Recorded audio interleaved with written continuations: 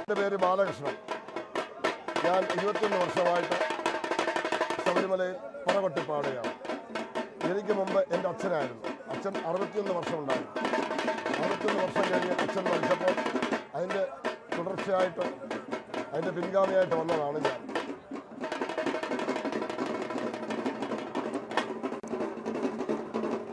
ഇത് കേശാദിപാദം എന്ന മന്ത്രമാണ് ഇവിടെ ജപിച്ച് പാടുന്നത്. കേശാദിപാദം കഥ, അതായത് തലമുടി മുതൽ ഉള്ളങ്കാല വരെയുള്ള ദോഷങ്ങൾ മാറ്റുകയാണ്. അതായത് കണ്ണുദോഷം, നാവുദോഷം, ശത്രുദോഷം, ആഭിചാരദോഷം, ഗ്രാഹദോഷങ്ങൾ, കുടുംബദോഷങ്ങൾ, ഇങ്ങനെയൊക്കെയുള്ള ദോഷങ്ങൾ മാറ്റുകയാണ്. ശബരിമലയിൽ വന്നിരുന്ന് പാടുന്നതിന് പന്ത്രത്ത് തമ്പുരാൻ അനുവദിച്ചതാണ്.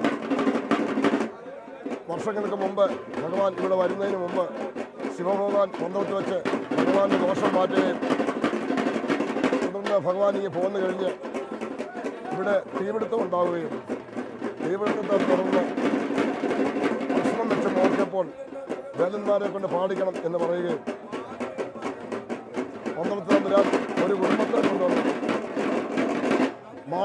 റാന്നി മാടവൻ എന്ന് പറയുന്ന സ്ഥലത്ത് താമസിപ്പിക്കുകയും തുടർന്ന് ആ കുടുംബത്തിലാണ് ഞങ്ങൾ ഇവിടെ വന്ന് ഈ പരിപാടി ചെയ്യുകയും ചെയ്തിട്ടുണ്ട്. എൻ്റെ കുടുംബമാണ് മാടവൻ.